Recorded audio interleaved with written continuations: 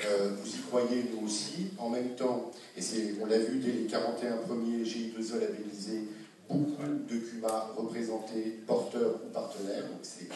une satisfaction pour nous. Mais on va aller plus loin que si on a un dispositif qui est souple, simple, lisible,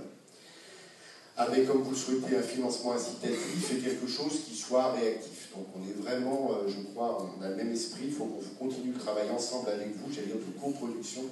du dispositif. Sur le travail de groupe, ce qui est aussi ce que le ministre apprécie beaucoup, et nous également dans l'action des CUMA, c'est que vous êtes en groupe entre vous, mais vous n'êtes pas fermé sur le CUMA, vous êtes ouvert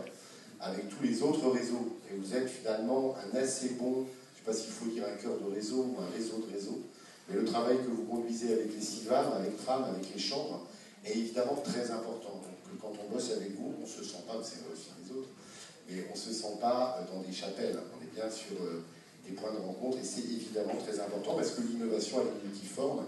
vous n'avez pas toutes les réponses, même avec les organismes de recherche, les instituts techniques, vous ne les avez pas forcément. Donc il faut vraiment continuer comme ça. On a travaillé ensemble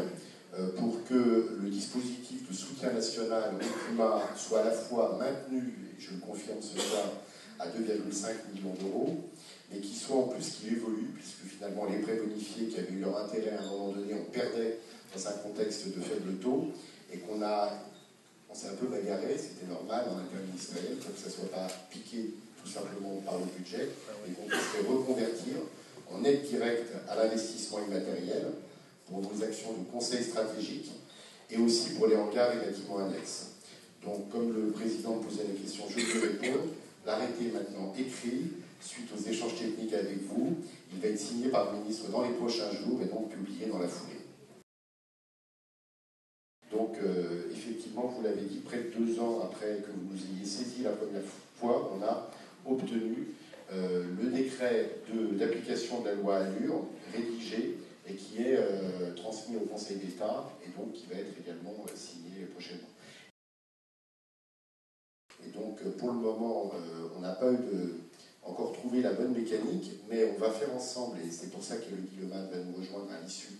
de cette assemblée, pour travailler avec les experts de la FNCUMA, pour voir comment on pourrait formuler l'équivalent retour, contribution dans un projet collectif de CUMA, co-investissement à plusieurs agriculteurs, comment l'agriculteur répercute sur sa comptabilité, sur sa fiscalité, sa quote-part d'amortissement issue de l'amortissement collectif, et comment on peut formaliser ça le plus simplement possible pour pouvoir en justifier. C'est vraiment l'enjeu. Si c'est possible, on le fait. Si ce n'est pas possible, on essaiera de trouver un dispositif à la en tant que mouvement employeur un rôle essentiel à jouer dans le développement de l'emploi.